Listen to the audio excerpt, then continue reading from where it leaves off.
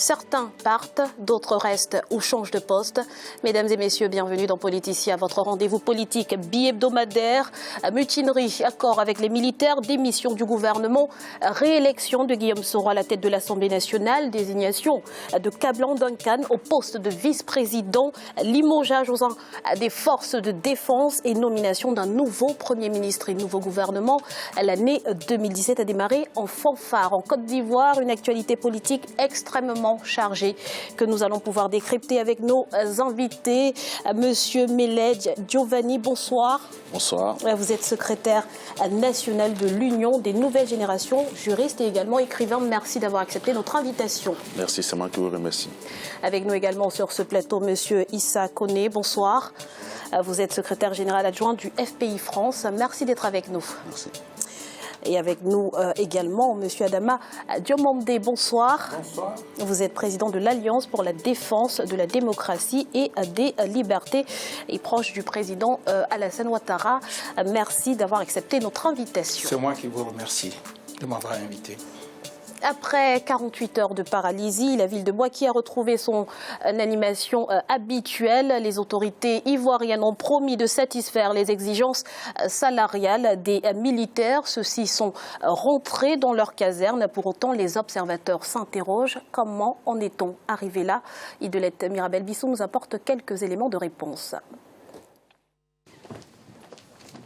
C'est un agenda chargé pour le président Alassane Ouattara dans cette entrée progressive aux institutions de la Troisième République en Côte d'Ivoire depuis le 6 janvier 2017. Aux problèmes de promotion qui provoquent colère, mécontentement et indignation dans les rangs de l'armée, se sont ajoutées des revendications liées aux primes et à l'amélioration des conditions de vie et de travail des soldats. L'expression du profond malaise de l'armée en Côte d'Ivoire aura duré 48 heures pour une sortie de crise effective, matérialisée par un accord entre le gouvernement et les mutins. C'est la deuxième mutinerie depuis l'arrivée au pouvoir du président Alassane Ouattara en 2011 et après la démission du Premier ministre et son gouvernement le 9 janvier 2017, soit un mois après les élections législatives de décembre 2016, Guillaume Soro est reconduit à la présidence de l'Assemblée nationale.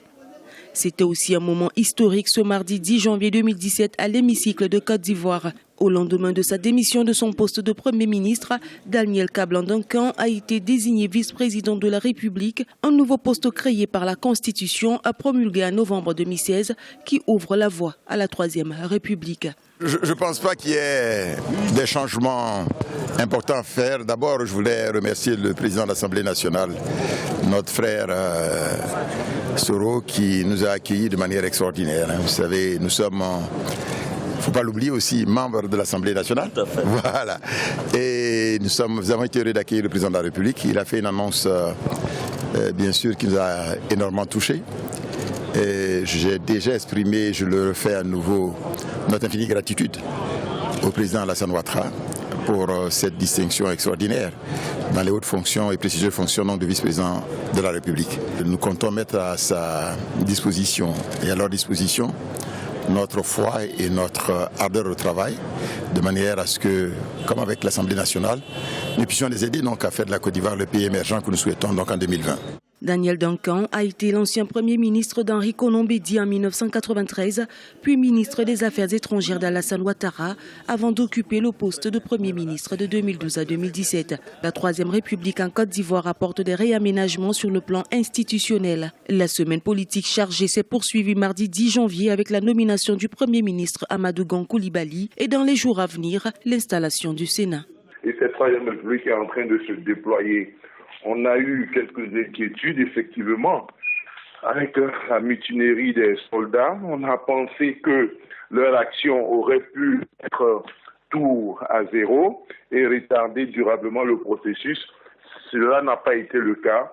Il faut s'en réjouir et espérer que, avec la mise en place du gouvernement, le nouveau Premier ministre du gouvernement, on aura presque terminé parce que la fin de tout ce processus de la Troisième République, c'est la mise en place également du Sénat et la désignation et l'élection des sénateurs. Ensuite, les institutions judiciaires qui devront prendre leur place dans tout le dispositif. L'élection des sénateurs ne concerne pas un collège électoral assez élargi et pourra avoir lieu d'ici fin février 2017 selon des analystes. Au mois de mars de l'année en cours, ces derniers pourront être réunis pour la rentrée régulière prévue le 3 avril 2017 selon les textes constitutionnels. À cette date, toutes les grandes institutions de la Troisième République de Côte d'Ivoire seront officiellement installées et fonctionnelles. On l'a vu dans le reportage, c'est la deuxième mutinerie depuis l'arrivée au pouvoir du président Alassane Ouattara. Monsieur Meledj, comment expliquer que le gouvernement ivoirien tarde autant à répondre, à tenir ses engagements vis-à-vis des mutins, à tel point que ces derniers doivent prendre les armes finalement pour se faire entendre? Écoutez, cela dépend aussi de l'envergure des revendications de ces mutins, de ces militaires, qui, ne l'oublions pas, parce que c'est le contexte historique et ce sont des faits. Ces mutins et ces personnes ont été engagées dans une aventure militaire dans l'objectif d'enlever M. Laurent Gbagbo au pouvoir. Et avant cette aventure, plusieurs promesses ont été faites, comme par exemple, selon ses propres mutins, selon leur porte-parole, comme par exemple recevoir 7 millions par militaire et une villa.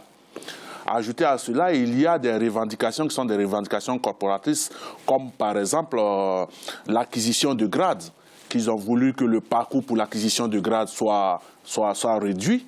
Et ensuite, en plus de cela, il y a eu la question des primes dites primes Ecomog qui avaient été aussi promises à ces mutins-là. Donc, face à ces revendications, vous savez, lors de la première mutinerie en 2014, Alassane Ouattara, le président de la République, a usé de la même procédure qu'il fait pour toutes les revendications corporatrices au pays, c'est-à-dire déplacer le problème et non pas le résoudre. Et bien entendu, avec les militaires, ils ont des armes. Et lorsqu'ils font crépiter les armes, nous savons tous que lorsque les armes crépitent, M. Alassane Ouattara est obligé de s'exécuter. Et je pense, selon les informations que j'ai, que les premiers paiements de ces mutins ont commencé au niveau du Trésor public. Voilà. Alors justement, les revendications de ces mutins, M. Koné, sont estimées à plus de 400 milliards de francs CFA. Est-ce que dans la conjoncture actuelle, la Côte d'Ivoire peut vraiment se le permettre? Exactement 480 milliards que le gouvernement ivoirien et la République de Côte d'Ivoire doit pouvoir donner à ces mutins. Moi, je ne pense pas que ce soit réalisable. Et comme nous connaissons Alassane Ouattara, comme le disait tout à l'heure le frère Giovanni de l'UNG, il déplace le problème. Il faut affronter le problème. Dire exactement ce qu'on peut faire, ce qu'on ne peut pas faire. Parce que si on promet à ces mutins qu'on leur donnera à chacun 5 millions, une villa, et comme l'a dit tout à l'heure le camarade, les questions des grades, on accepte toutes les revendications, or on est sûr de ne pas pouvoir les tenir. Ça va entraîner une troisième mutinerie. Monsieur Diomandé, vous êtes d'accord? Non, je ne suis pas d'accord. Les 400 milliards sont prévus pour améliorer l'armée ivoirienne. Donc, ce n'est pas la revendication des mutins. Il faut être précis quand on parle. Moi, je salue le savoir-faire du président de la République. C'est vrai qu'il y a eu des revendications. Il a lui-même dit que la manière n'était pas appropriée. Et je suis d'accord avec lui. Les militaires sont là pour défendre les Ivoiriens. Ils sont là, ils peuvent revendiquer. Mais vous avez vu la conséquence, l'hierarchie de l'armée a été démise. Parce que l'hierarchie n'a pas fait ce qu'il fallait. C'est vrai que leur revendication est recevable. L'amélioration des conditions de vie, et puis le casernement, et tout ça, et même les conditions d'habitation des militaires, toutes ces revendications peuvent être acceptées. Maintenant, faire la revendication avec des armes, effrayer les Ivoiriens ne veulent plus une mutinerie ni une rébellion en Côte d'Ivoire. Que répondez-vous justement à ceux qui disent que le fait que le président Alassane Ouattara ait trouvé un accord avec ces mutins est un aveu de faiblesse? Pas du tout. Je pense que le père de la nation, en somme, il est à la place du père de la nation, protège les Ivoiriens. La On ne risque pas justement de tomber dans un cas de figure en Côte d'Ivoire où dès qu'on a une revendication, on prend les armes, Monsieur Meledj? Je complète. Vous avez vu que l'hierarchie a été démissionnée par le président de la République. C'est qu'il va résoudre définitivement ce problème. Est-on pour autant à l'abri d'une autre mutinerie? Monsieur Meledj, allez-y. Je crois qu'il faut qu'on dise, il faut que M. Doumandé évite de nous ramener toujours. Nous sommes tous de la Côte d'Ivoire et il faut éviter qu'il nous donne l'impression qu'on est dans un pays avoué sur une question fondamentale, qu'il y a eu un manque de prise de responsabilité. Ce n'est pas médit ou ce n'est pas se dédier face à un pouvoir qu'on soutient. Il faut qu'on soit honnête. Lorsque des militaires prennent des armes, tirent dans toutes les villes et réclament des primes, et que l'argent, ce dont a parlé M. Ladio, est une question qui a été revendiquée par les militaires et n'a rien à voir avec le budget qui a été prévu pour la modernisation de l'armée. Rien à voir. J'ai en face de moi des revendications qui ont été... Ce que je retiens, c'est que ces militaires ont revendiqué. Et le président de la République, lors de son adresse relativement à cette question, a dit qu'il prenait acte et qu'il acceptait toutes les revendications et que tout allait être mis en œuvre pour résoudre ces revendications. Ça part des revendications salariales qui partent pour un caporal de 225 000 francs à jusqu'à 1 million pour un commandant. Et ça a été écrit et le président a accepté de faire face à ces revendications-là. Donc, ces sommes, ces milliards, et comme vous l'avez dit dans cette conjoncture, seront donnés à ces militaires pour éviter qu'ils tirent encore en l'air. Mais moi, je vais peut-être surprendre, mais je suis pour que cela soit résolu. Je suis pour que, si on veut qu'on leur remette la yanka, que M. Alassane Ouattara puisse régler la question. Parce que, s'il ne le fait pas, ça sera alors un héritage qui va remettre à son successeur, et ces militaires-là vont encore revendiquer de cette manière-là, et on ne sait pas comment réagira celui qui va remplacer M. Alassane Ouattara. Laissez-moi finir, s'il vous plaît. Et donc, je suis pour qu'ils puissent leur remettre l'argent, puisque ce sont des promesses qui ont été faites à ces mutins-là, pour les embarquer dans cette aventure guerrière, et qu'ils puissent les payer, mais qu'en plus de cela, comme il le dit lui-même, les Ivoiriens en ont assez d'avoir le crépitement des armes, que si cela peut les soulager, que cela puisse les soulager, qu'on n'a pas... La République a toujours respecté ce qu'il dit et ce qu'il fait. Et en 2014, lorsqu'il y a eu cette première mutinerie, pourquoi il n'a pas respecté cela jusqu'à ce que ça se repose en 2017? C'est parce que Laurent Gbagbo a plongé le pays... En 2014 je vous dis... En 2014, il y avait encore Laurent Gbagbo. Laissez-moi finir. On va laisser M. Diomandé terminer. Laissez-moi finir.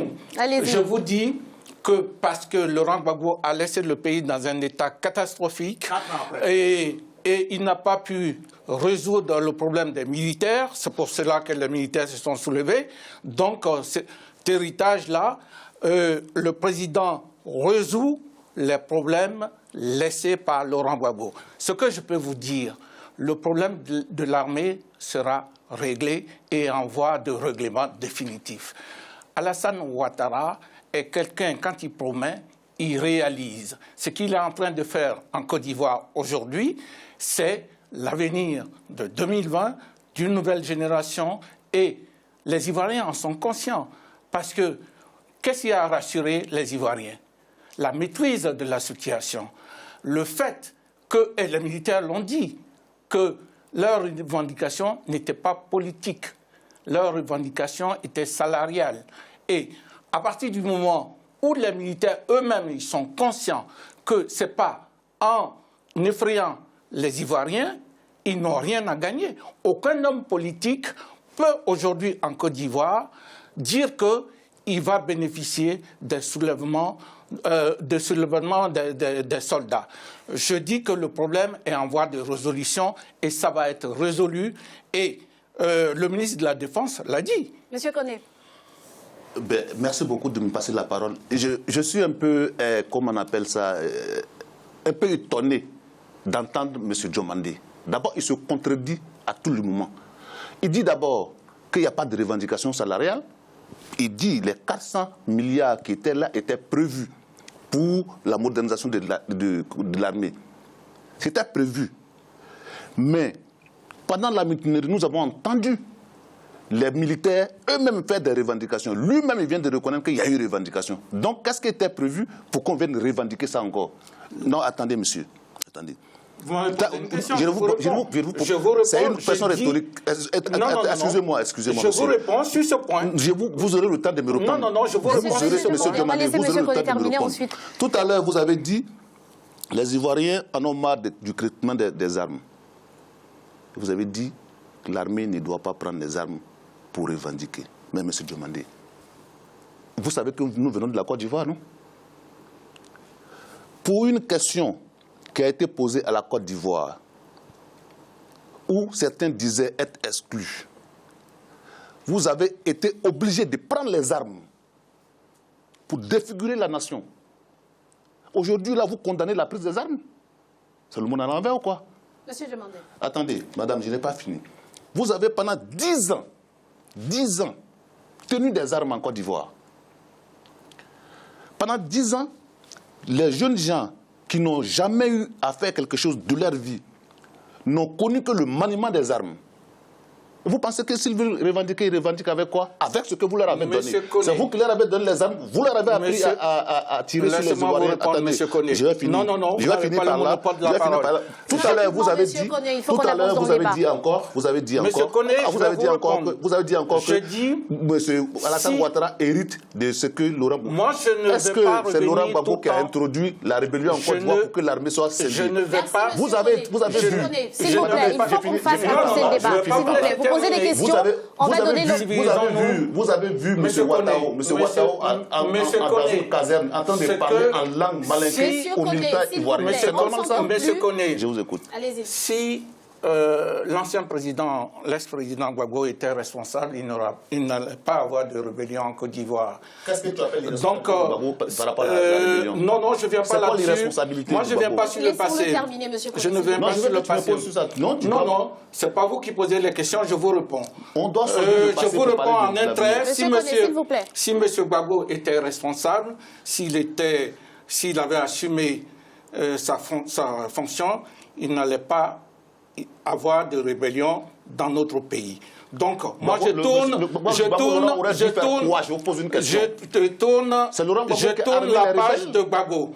Maintenant, en ce qui concerne... Non, je vous pose une question. Non, ce n'est pas vous qui posez les questions. On va laisser M. Diomandé, s'il vous plaît. Il faut qu'on fasse avancer le débat. Il faudrait une fois que les gens RDR assument. Laissez-le s'exprimer. Il ne faudrait pas qu'ils prennent les Ivoiriens pour les idiots. Monsieur Koné, vous avez eu votre temps de parole. On va laisser M. Diomandé terminer. Allez-y.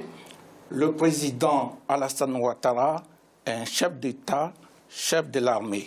Il a résolu le problème. Et les militaires lui font confiance. Et ce problème de revendication salariale des soldats va être réglé. En ce qui concerne les 400 milliards, ces 400 milliards, c'est un budget prévu pour moderniser l'armée, y compris les revendications salariales des soldats, l'évolution salariale des soldats. Donc, pour dire aujourd'hui, si vous faites un package, mélanger tout, dire qu'il y a eu la mutinerie, le président l'a dit aux soldats, que ce n'est pas une bonne manière de revendiquer. Merci, merci M. Diomandé. Nous allons à présent marquer une courte pause. On se retrouve dans quelques instants pour la suite de Politicia. A tout de suite.